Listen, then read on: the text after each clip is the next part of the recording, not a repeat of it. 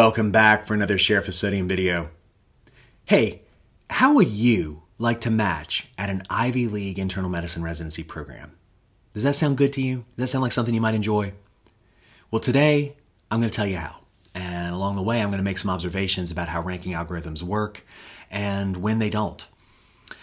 But from the beginning, I should be clear that if you're interested in getting into an Ivy League internal medicine residency program and you want advice about that, I will not be sharing advice with you that is drawn from my own personal experience because I've never matched in internal medicine, much less at an Ivy League program. So if you actually are looking for a video where someone gives you their N=1 anecdote about how they matched to their dream program, then I need to refer you to the med influencer of your choice on Instagram or maybe TikTok, and they can share their own personal success story and maybe even some study secrets or workout tips or nutrition advice. And I don't know, who knows? You might even be able to pick up some merch or snag a 20% discount code for scrubs or supplements while you're there too.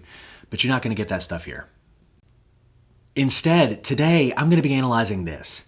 This is a blog post that was written at the end of last year's recruitment season by the program director from Yale's internal medicine residency program. And it describes the exceptional applicants that he met this season and the challenges that he faced in ranking them all. But then he listed the formula that he used to take all the components of an aspiring internist application and transform it into a single composite score that determines where that applicant would fall on the rank order list that the program submitted to the NRMP. And that formula looked like this. And what this formula shows us very clearly is a bunch of numbers and variables and arithmetic. And by itself, it's a cute thing to do, but it's not especially meaningful. And actually, the program director has published this naked formula before. It looked substantially similar when he posted it in his pre-ranking blog post in 2024. But without knowing what the variables or units of measure were, it was hard to draw any useful inference from it. But last season, Dr. Siegel went one step further. And in addition to the formula, he also posted a screenshot of what the top of his rank order list looked like. Now, of course, he redacted the applicant names and schools, and he truncated the AAMC ID numbers so that it's reasonably de-identified, except, of course, to the applicants themselves who may be able to identify themselves. And to be honest, that's probably the whole reason that this got posted in the first place, because it's really a pretty clever way of sharing with your favorite applicants that you really, really liked them. But for the rest of us, this screenshot gives us enough of a Rosetta Stone that we can look back at this previously inscrutable formula and figure out what the major inputs are into a final rank for an applicant. And way back when this got published, several of you messaged me and asked me to look into it, but I was too busy at the time with other things. And now, though, with the holidays approaching, I had a little extra time to work back on this, and actually breaking this down turned out to be a lot of fun and maybe even a somewhat insightful thing to do, because carefully examining this gives us a few insights about the Yale internal medicine program, and even more insights about residency selection as a whole and how ranking formulas ought to be constructed. And so that's what I'm going to talk about with you today. So let's get into it. We should start at the beginning, and our first task really is to decipher what variables are in this ranking formula. So first we have the formula, which lists Excel cell numbers like F2 and G2 and H2. And then we have a screenshot of the Excel worksheet, which lists variable string names like SCL, SCR, and Clin Prime, and Step 2 in the columns that correspond to the cells in the formula. So I made a little table of the variables that go into the formula, and in the column on the left, I listed the string name as it appears on the Excel spreadsheet. And in the column on the right, I listed what I think that abbreviation means. Now, some variables are pretty straightforward. Step 2 is USMLE Step 2 CK. Res is research. Vol is volunteering. PS is personal statement. AOA is, well, AOA. But some of the other variables are a little bit more ambiguous. SCL, SCR seems likely to be school score, which would be a measure of the perceived quality of the applicant's medical school. But I suppose it's possible that it could be scholarship score or something else. But whatever it is, it appears to be an ordinal categorical variable that ranges from 1 to 4. And out of the applicants that we can see at the top of Yale's rank order list, 83% of them had a school score of a 3 or a 4. There was only one applicant at the top of the list that came from a school that had a score of a 1. Then there's Clen Prime, which seems like clinical performance. My suspicion here would be that this is derived from clerkship grades. So on the spreadsheet, Clen Prime is listed to 3 decimal places, but the most common values are 2.5, 2.75, 2.875, and 3. So what I would predict this is an average across multiple clerkships or rotations where maybe if you get honors, you get a 3, high pass is a 2, pass is a 1, and so on. Because if you average numbers like that, it will give you some of these oddball numbers like 2.708 and 2.931 that appear on the spreadsheet that we see. We've also got AWRD, which seems like it would be awards. This also looks to be an ordinal categorical variable that ranges from 0 to 2. But if this is awards, it's worth noting that it presumably does not capture AOA or Gold Humanism Honor Society because there are separate variables for those. And then there were a couple of variables that were kind of tough for me to figure out. I mean, what's AD? Athletic director? Autosomal dominant? Anthony Davis? I mean, I don't know.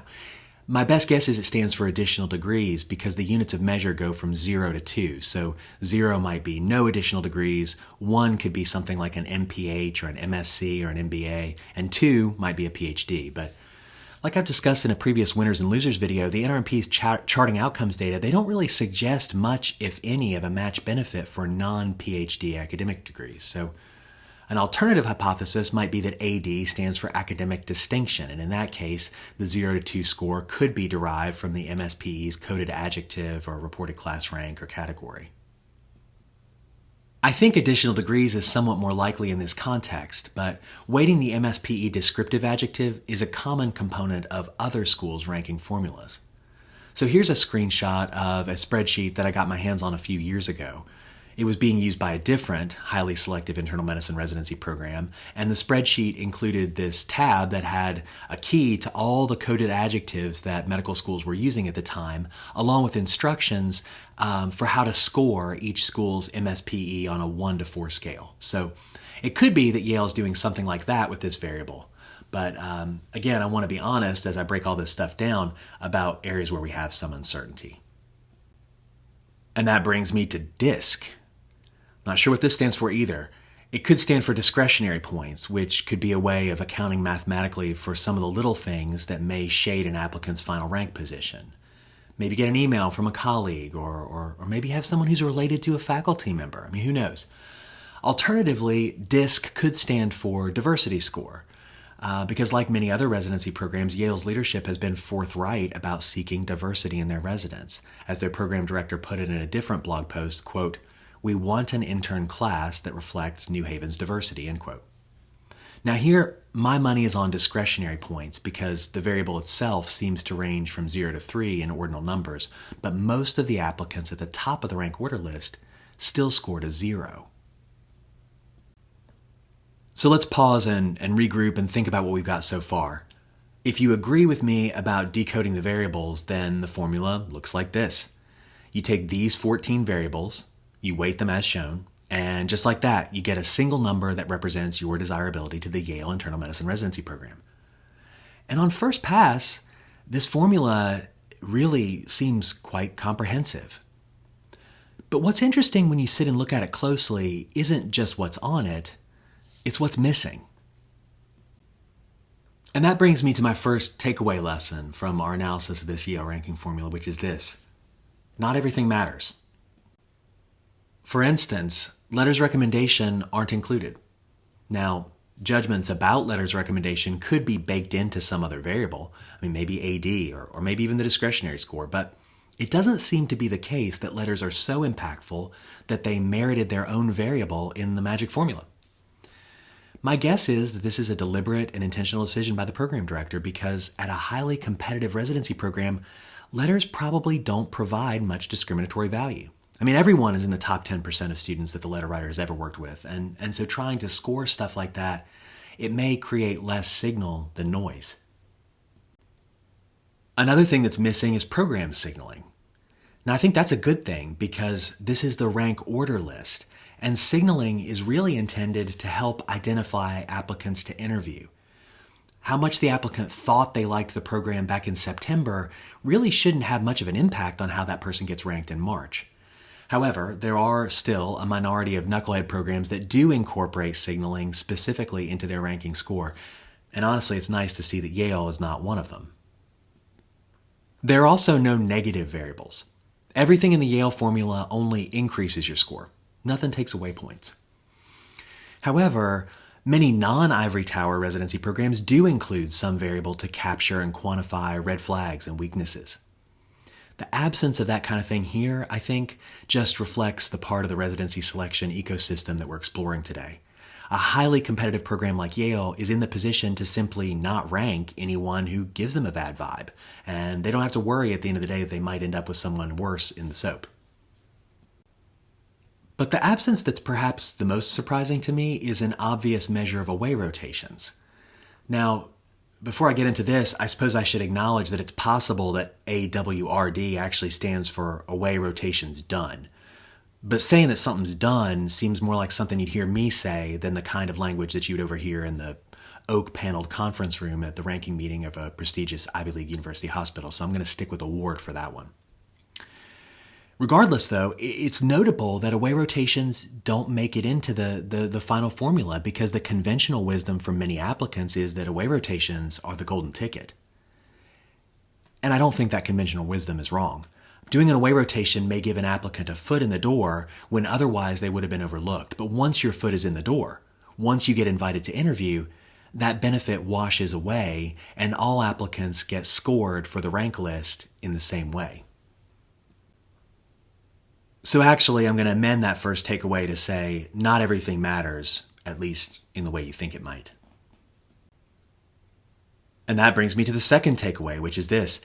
If you want to match at an Ivy League residency program, some things matter more than others.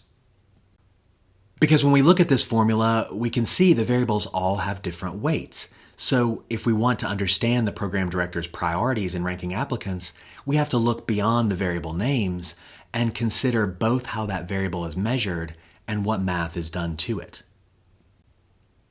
To work that out, let's start with this.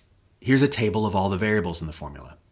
And if you look in the middle column, I've listed how each variable is measured, at least as best you can tell from the screenshot of the rank order list.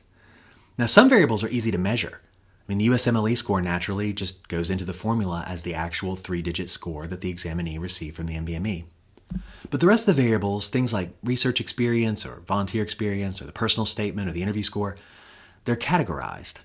And those categorical variables have different levels. Some are binary. For instance, at the Yale University Internal Medicine Residency Program, there seem to be only 2 distances that an applicant might travel, 1 and 0. Other variables that you might think would be binary appear instead to have 3 levels. So if you look at AOA and Gold Humanism Honor Society, applicants get a 0, a 1, or a 0.5. My guess is that this is to account for schools that don't have a chapter of AOA or GHSS. So you might get a 0.5 if you never had the chance to be AOA, but if your school has a chapter and you get it, you get a 1 if you were selected, and you get a 0 if you had the chance and you didn't get selected. So then there's some other variables like research experience that get graded on a 5-point scale. So if you want to know the best strategy for matching at Yale, one thing you need to account for are all these different levels of measurement, because all other things being equal, a variable that tops out at 5 gives you more opportunity to pump up your rank score than one where the maximum value is 1. The other thing we have to consider is the calculation that's done to that measurement in the ranking formula. And I'm showing you that in the column on the right. Because as you can see, different variables get different multipliers. Your research score gets multiplied by 15, so it matters 3 times as much as your personal statement score, which only gets multiplied by 5. But notice also that the arithmetic here doesn't just involve multiplication. Some of the variables get exponentiated on their way into the final ranking score. So clinical performance gets squared, for instance. Volunteer experience gets taken to the power of 1.75. So if you take all this together, you can begin to see which variables are the most impactful in ranking applicants. But you can also see some peculiar equivalencies. For instance, volunteering and research get the same weight. I wouldn't have expected that for a program with an academic mission, but the numbers don't lie. Or here's another. Being selected to AOA gets you 10 points, which is about the same as going from a Step 2 CK score of 255 to 260. Of course, if your school doesn't have AOA, then you still get 5 points, and 5 points isn't nothing. It's actually as many points as someone gets for having 1 unit of AD, whatever the flip that is. But distance traveled actually is more impactful than any of that. Traveling a distance of 1 unit has more impact on your final rank order list position than if you had AOA, Gold Humanism, 2 heaping helpings of AD, and 3 awards. Distance traveled is worth 100 points. So if you didn't travel distance, then I gotta hope you at least traveled to a reputable medical school, because each step up on that 4-point scale also gets you 100 points. I'm going to show you the variable weights, how they break down in just a moment. But before I do that, I need to make one more data-driven observation about these scores, and that's this. Everything matters. Sure, some things matter more than others, but there's something interesting about that screenshot of the rank order list. Dr. Siegel only showed us the top 29 ranks, but the composite scores for those applicants were very tightly grouped, ranging from 3,900 for number 1 to 3,600 for number 29. The average number of points that separates one applicant's final rank order from the next is 12 points. And that's in a system where some 4,400 points are available. What that means is that every single variable has the potential to shift a given applicant up or down. So everything matters. But of all the things that matter, there's one thing that far and away matters the most. And that's the interview. The interview is king. If you total up all the points theoretically available and break things down by how much each variable contributes to that total, this is what things would look like. The interview contributes nearly half of all the potential points that an applicant could score. Nothing else even comes close. And here I should emphasize, I don't at all believe that this is a unique property of the Yale internal medicine algorithm. You can look at national data like the NRMP's Program Director Survey to see that across all programs and specialties, the interview is the single biggest determinant of an applicant's rank order list position. As a side note, that's why last year I made a video with advice on the interview, because I'm astounded by applicants who spend hundreds or thousands of hours studying for the USMLE or publishing their research projects, and yet they seem to spend no time at all in deliberate preparation for the moment that ultimately determines where and whether they're going to match. So if you're concerned that that could be you, then I would like to help you. Pause this video right now and take a look in the notes below, where you will find a link to my video on interviewing. Because if you want to match at a selective program, it's all about the interview. Now, there's a corollary that logically flows from this, and even though it's a little bit obvious, it's important enough that it deserves to be stated outright. And that's this. If you got an interview, you got a shot. Some applicants don't understand that. They sometimes buy into some of the silly stuff that you hear from med influencers, like, I got an interview at this program, but I knew I had no chance. Never in my wildest dreams did I think that I would match here until I opened my letter. So grateful for this journey. #blessed. #humbled. #match 2026. Check out my shop for a 20% discount on figs. Or maybe you see some post from this one guy who said that the program interviews 200 people, but only if you're in the top 15 do you match. I don't know. But the facts of the matter are these. Number 1, programs only interview applicants that they intend to rank, for the simple reason that faculty have better things to do than chit-chat about, why did you apply to our program, with applicants for whom they're actually genuinely perplexed about that question and they're asking the question honestly. In a previous post, the Yale program director said that he planned to interview around 400 applicants for his categorical IM positions. And according to last season's Reddit spreadsheet, applicants had 2 interviews on their interview day plus a meeting with the program director. That's fewer interviews than the typical program, but it still requires filling 800 faculty interview slots from November to January. And that's a big lift, even for a very well-resourced program, which is exactly why programs only invite applicants that they have assessed as being both well-qualified and reasonably likely to want to attend their program. Number 2, Programs will, in general, only rank as many applicants as they need to fill, with a small cushion as insurance against being in the SOAP. Again, interviewing is expensive in terms of faculty time. There's no RVUs to be earned or grants to be won when you interview applicants. Any faculty member who's interviewing could have been doing something more productive. So programs simply don't interview that many more applicants than they think they're going to need to stay out of the SOAP. Now, different program directors have different risk tolerances, or they may do different things to weed out applicants that they think aren't sincerely interested in the program. But for most programs, the margin of extra interviews is small, maybe 20%. So bringing this back to Yale, which is the case study at hand, Dr. Siegel said he was going to invite 400 applicants. But there will be some people who will choose not to interview, and a few more who will interview, but upon closer inspection, turn out not to be Yale IM material, despite the first impression that they gave by their written application. So let's say at the end of the day, he ends up with 85% of the applicants that he invited to interview on the final rank order list. That would be 340 applicants.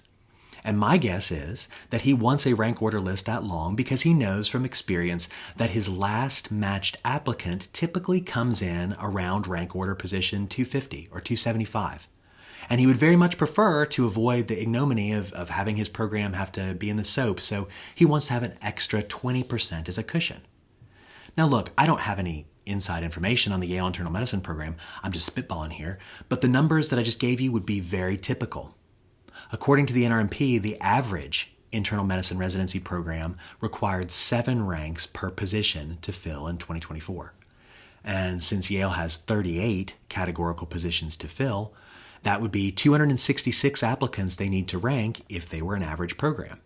And before you say, oh, well, this is Yale, they don't need the average number of ranks to fill, you got to remember that the average applicant applying to Yale is also interviewing at 8 or 10 or 12 other big-name programs.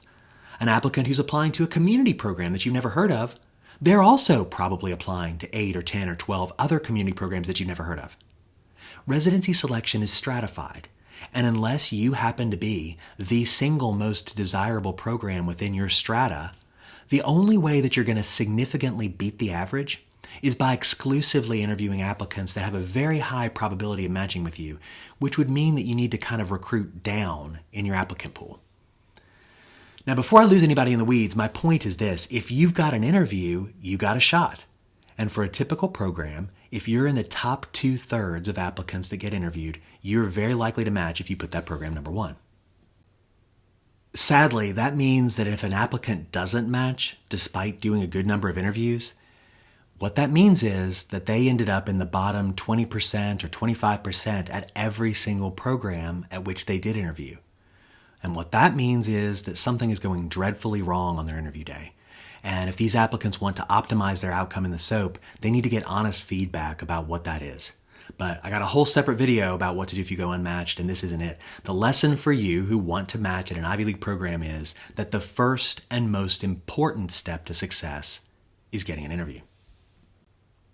Which brings me to the next takeaway. Choose your signals wisely. I pointed out a moment ago that signaling is not included in the final ranking formula, but that doesn't mean it doesn't matter. Its effects are just upstream, just like some of the other things that we're conspicuously missing. So acing your interview, that's how you're going to match.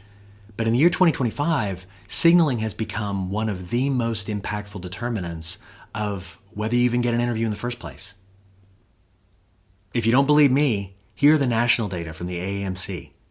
Recently, internal medicine residency programs have given applicants 15 signals, 3 gold and 12 silver. Now this graphic shows the signal to interview conversion rate, meaning how many signals end up generating an interview offer. And as you can see, at the average internal medicine residency program, if you send a gold signal, you have a 39% chance of getting an interview. If you send a silver signal, you have around a 23% chance of getting an interview. And if you send no signal, well, I hope you're feeling lucky because at the median internal medicine residency program, you're going to have around a 3% chance of getting an interview. And these figures are overall averages. If you break it down by an applicant's educational background, you'll see that, unsurprisingly, these probabilities are higher for USMD and DO graduates and lower for international medical graduates. A gold signal has a conversion rate of 61% for USMD, but only 22% for an IMG. A DO gets a yield of around 6% for non-signaled applications, while just 1 out of 100 non-signaled applications will yield an interview for an international medical graduate. But this isn't a video about average programs. So what does signaling look like at a selective internal medicine residency program like Yale's? Well, Dr. Siegel gave us some insight into that too in an earlier blog post from last season. In October of 2024, he pointed out that they'd received nearly 4,000 applicants for their categorical track, and 37% of their applicants signaled.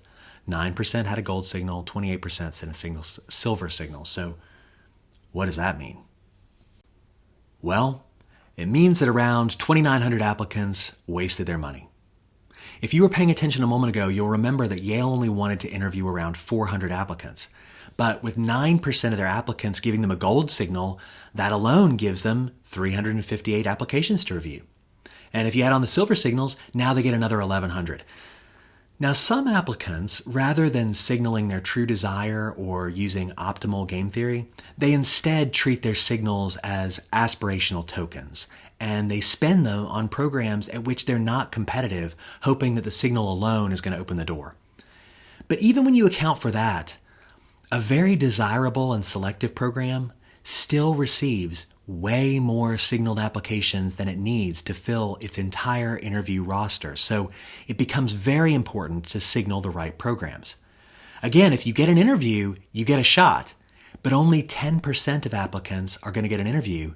And if you want to be in that number at an Ivy League program, then the evidence, not just from Yale, but nationwide, it should tell you that it's going to cost you a signal.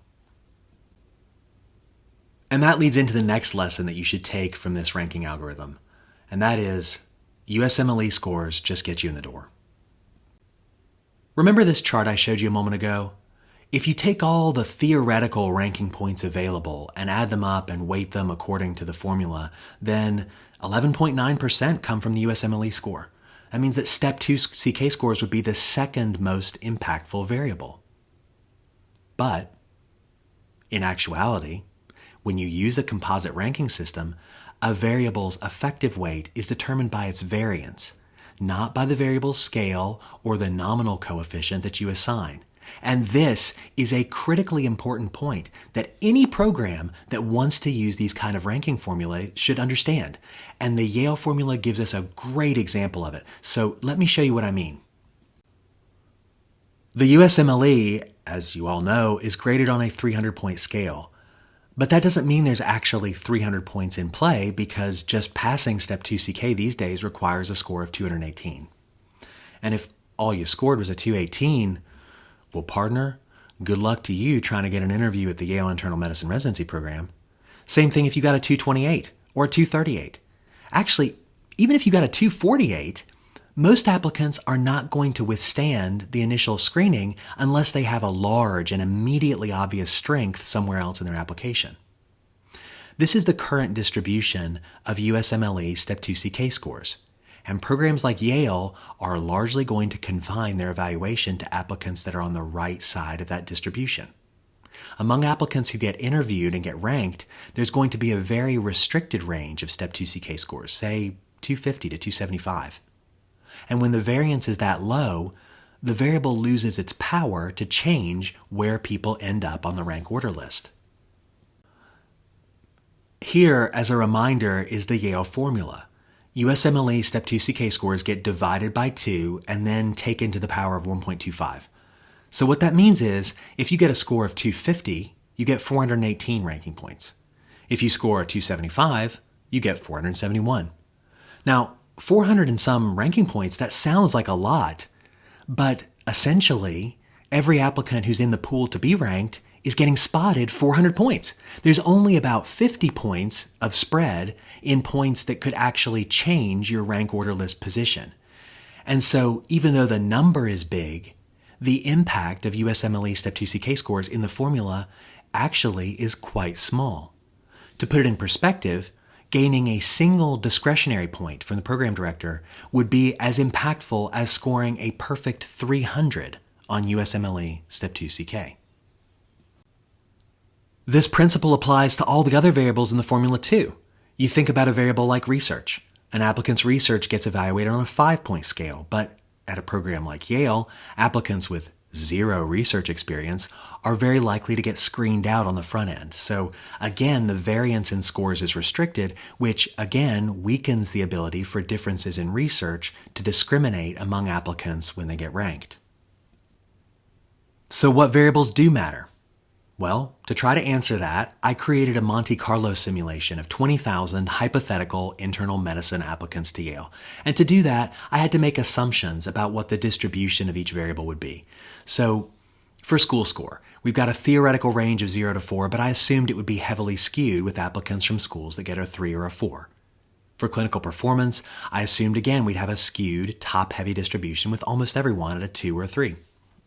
For Step 2 CK scores, like I discussed, I assumed we'd have a right-shifted, truncated normal distribution with scores that range from 240 to 275 with a mean around 260, and so on. And you can quibble with my assumptions, and if you change any of them, then the numbers that I'm about to show you will change slightly. But if you accept these assumptions, even as a first approximation, then it allows us to gauge how much each domain actually moves the needle in ranking. And if you do all that, then we end up with an average mean ranking score for this simulation of around 3,080 points, and there's a standard deviation of 260. So the easiest way to think about these variables is, how much would an applicant's ranking change if they improved their performance from a typical lower middle range to a typical upper middle range? So roughly improving from the bottom of the interquartile range to the top. How many points would their ranking improve by? And here's what I came up with. What I'm showing you is the R squared for each variable in the formula, so the correlation between each variable's contribution and the total ranking score. And like I told you before, the interview is king. 53% of variance in total rank score is explained by differences in the interview score alone. Next up, you get clinical performance. But then look what comes in at number 3. It's those discretionary points. And then after that, the medical school score. And all of those things are more impactful than volunteering, research, or the personal statement. And look at the USMLE Step 2 CK score, which has an R squared of only 0.2%.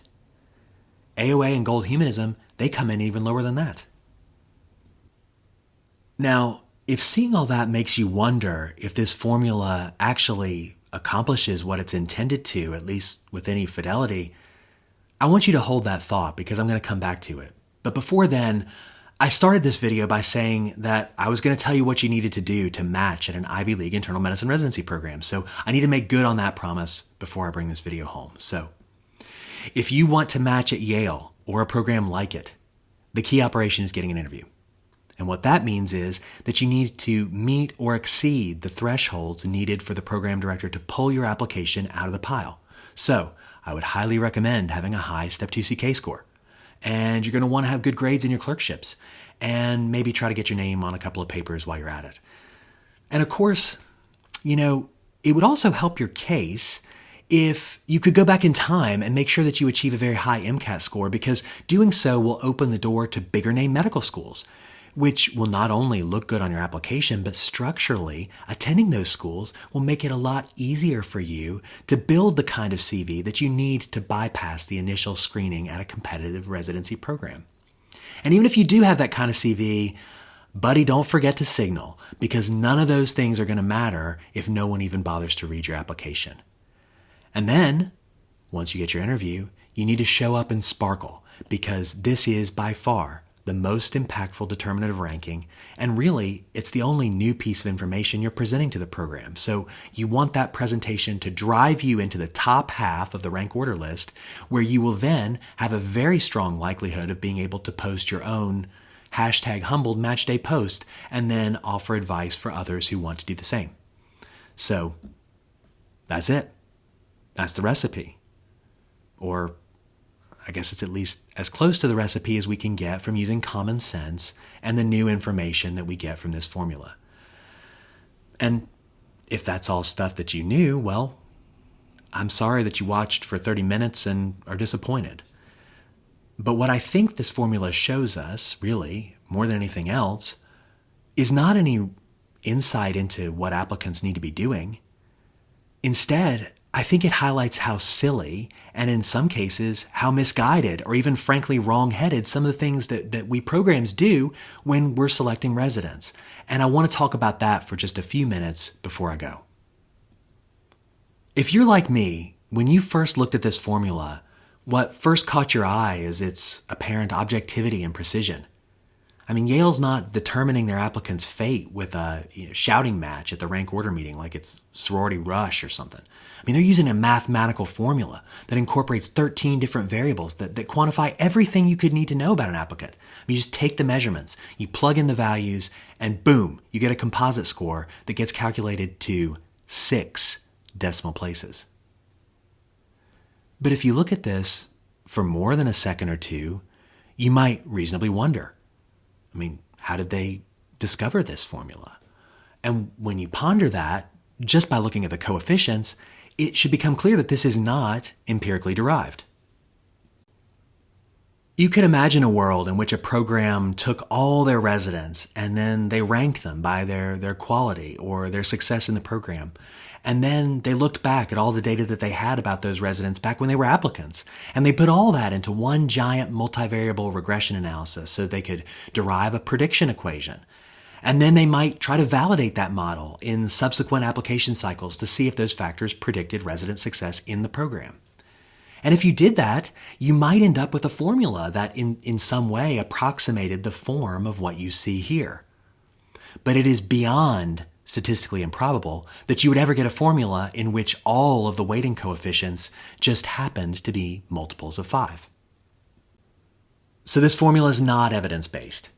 Instead, the math and the weighting reflect value-based judgments. We think personal qualities are important, and we assess those at the interview, so we're going to set up a formula where the interview score matters more than anything else. And honestly, using a value-based formula may be fine in a world where we can't even agree on how to define success in residency or say with any consensus who the best residents are. Maybe it's good enough to simply use a process that reflects our values and use a formula to make that value-driven process more objective and precise. But even then, if you use a formula like this, there's a lot you have to get right for the end result to actually reflect what you want it to and not get perverted along the way by mistakes in the measurements that you make or the math that you choose to do to those measurements. And what I'm going to talk about in the last few minutes in the video is just that. So let me preface that with the final takeaway, which is that objectivity and precision in a formula like this are an illusion. Let's start here with the interview. Suppose you make a value-based judgment that 50% is precisely the right amount that the interview contributes to resident success, and you want your ranking formula to reflect that. Well, does your interview process allow you to measure the attributes you want in a clean and reproducible way? For fun, I resurrected last year's Reddit spreadsheet, and according to that, at least, Yale gave applicants 2 25-minute interviews. I mean, 50 minutes isn't much time. I mean, especially when at least a few minutes of that gets spent with the applicant saying, Dr. So-and-so, you're on mute. No, I still can't hear you. It's the icon with the little microphone. Yeah, click on that one. There are many things that programs may be interested in that they feel the interview may measure. I mean, interpersonal skills, maturity, drive, determination, character. I mean, that's just to name a few. So which ones are you interested in? And which ones do you believe are accurately assessed in a 25-minute interview and reliably measured on a 1 to 5 Likert scale? It's kind of hard to say. Yale seems to have unstructured free-form interviews. This is what it said on last year's Reddit spreadsheet. Quote, very relaxed, friendly interview. PD said verbally, this will be a very relaxing experience for all of you. A couple of conversational questions about CV, why Yale. Otherwise, it was basically just, what questions can I answer for you to make you want to come to Yale for the next 20 minutes? So, in actuality, the interview may not even really provide 25 minutes of evaluative substrate. All of that 50% for the ranking formula could be generated in the first 5 minutes in the applicant's response to why Yale. Now, before I go farther, I want to be perfectly clear that I'm not here trying to dunk on Yale. I'm trying to make a bigger point because it applies to the vast majority of residency programs. But because of Yale's transparency, which honestly I appreciate, they have provided a convenient teaching case. So the point that I'm making here should be interpreted broadly. If you want the interview to matter 50% in your ranking decision, then you may want to do something more substantive and standardized than just ask why someone wants to go to your program. You may want to provide interviewers with a detailed rubric so that they have the same shared mental model of what a 3 looks like and how that applicant is different than a 4, instead of, just going off vibes. You may also want to evaluate your interviewers to be sure that they're evaluating applicants similarly. What's their inter-rater reliability? I mean, if you look at the literature, most of the time with unstructured interviews, it's pretty poor, which may mean that the biggest determinant of an applicant's ranking is the luck of the draw of who they happen to interview with. Now, there are some programs that use structured interviews in which every applicant receives the same question, and there are obvious strengths to this approach, but there are also at least 2 weaknesses. The first is that whatever standardized question you come up with that you think is going to really tell you something, well, you can guarantee that that question is going to get posted on the Reddit spreadsheet by EOB on the first day that you start interviewing. And the second weakness was highlighted in the applicant quote that I showed you a moment ago. 80% of the interview time was spent discussing, quote, what questions can I answer for you to make you want to come to Yale, end quote. I mean, interviewing for residency is not like interviewing for McKinsey or Meta, where you can just grill applicants on complex case studies and technical questions to gauge their deep problem-solving abilities. Interviewing for residency is a two-way street for every program, and recruitment is just as important, if not more important for many programs than evaluation, and applicants don't like to be grilled. Another thing to consider if your goal is to assess personal qualities that can only be revealed at the interview is to be careful about how much information you give the interviewers before they meet the applicant. Because the more of the application they get, the more the interviewer's judgment in the interview may be based on the information in the application rather than anything that actually occurs in the interview. If you show applicants USMLE scores to interviewers, for instance, you're going to get interview scores that are correlated with the USMLE. And if that's really what you want, you could make things simpler by just making the USMLE score count for 50% of the ranking and save your interviewers and applicants a lot of time. Now, interestingly, most medical schools have wisened up to this. In medical school admissions, it's now commonplace that interviewers are blinded to an applicant's MCAT score and GPA so that the assessment that they're making actually reflects something other than the scores, which are evaluated separately. The overarching point is, if you want to make a value-based judgment that something should contribute a certain portion to the ranking score, that's fine, but you better be careful about the way you measure it. If you tell me that the Step 2 CK should be 5% of an applicant's score, I'll say fine. If you say you want it to be 15%, I'll say sure. If you want it to be 50%, for no evidence-based reason, but just your general feeling that USMLE performance predicts residency success, I say go for it. But I will still tell you this. You need to include it in your formula in a way that captures the relationship between the variable and the outcome that you hope to achieve. So let me use another variable as an example, and then I might come back and say another thing or two about USMLE scores. Yale factors in an applicant's school strength and gives the schools a score from 1 to 4. That might make good sense if you believe that the relationship between applicant quality and school quartile looks like this, where really you have 4 distinct species of medical students that have diverged, just like Darwin's finches. But is this really what the relationship between an applicant's school and residency success looks like? My guess would be that it looks more like this, where if I drew a student at random from a quote, top medical school, I would be willing to concede that they may be better prepared or more likely to succeed in residency than a student from a lesser-known school. But my strong suspicion is that there's significant overlap between the distribution of students in each quartile, such that there's more difference in quality within each tier than there is across them. And if I'm right, if this is what the actual relationship looks like, but you handle it mathematically like they do in the Yale formula, what you're really doing is outsourcing your ranking decision to the MCAT, or to whatever admissions officer looked at that applicant 4 years ago, which may or may not align with what you're trying to accomplish for your program. So let's apply that same logic to USMLE scores. Are we measuring that the right way? Are we weighting that the right way? I mean, in the Yale formula, many variables are exponentiated, and as we saw, USMLE scores are one of them. So to get the contribution to the composite score, you got to take the step 2 CK score, cut it in half, and then take it to the power of 1.25. Now, mathematically, what do those exponents do? It widens things on the high end, so it means you get more points going from a 260 to a 270 than from a 250 to a 260. Is that what you think the biological relationship between USMLE scores and residency performance looks like? I don't know. But I'll tell you, my intuition is actually that it's the very opposite, that scoring higher and higher above a certain threshold matters less and less, not more and more. I mean, certainly that's what the relationship between USMLE scores and ABIM board passage looks like. So doing it this way indicates that you're making a value-based judgment to give disproportionate weight to the most esoteric USMLE questions. Although whether intentional or unintentional, that effect washes out because of the low variance issue that I mentioned before. There are exponents elsewhere too. Research experience, volunteer experience, even the personal statement, they get graded on a 5-point scale and then factored into the final equation after taking that value to the 1.75 power.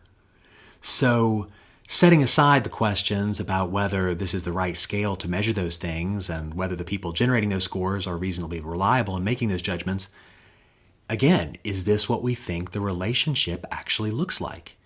Do we think that going from a 3 to a 4 is less valuable than going from a 4 to a 5?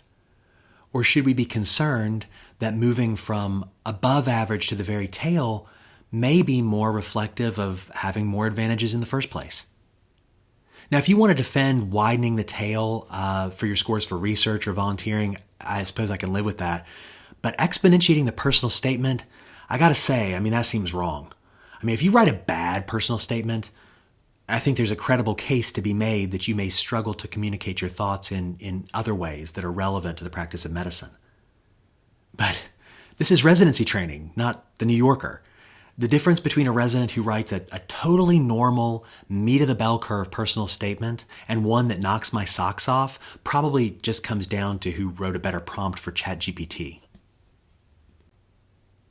Another thing to consider that I haven't even gotten into yet is multicollinearity. We've got an equation that's got 13 variables. But does that really mean that it measures 13 different things? No, not necessarily, because a lot of these things are collinear. If you score in your formula clerkship honors, class rank, and AOA as 3 separate variables, you're not exactly measuring 3 different things. If I know you made AOA, I can make a significantly better than chance prediction about your class rank and your clerkship grades.